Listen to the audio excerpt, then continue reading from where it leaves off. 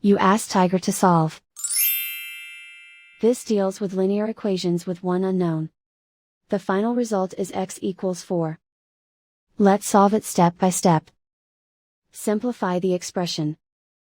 Expand the parentheses. Multiply the coefficients.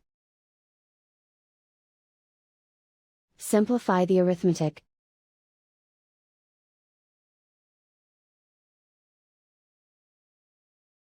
Group all constants on the right side of the equation. Add 24 to both sides. Simplify the arithmetic.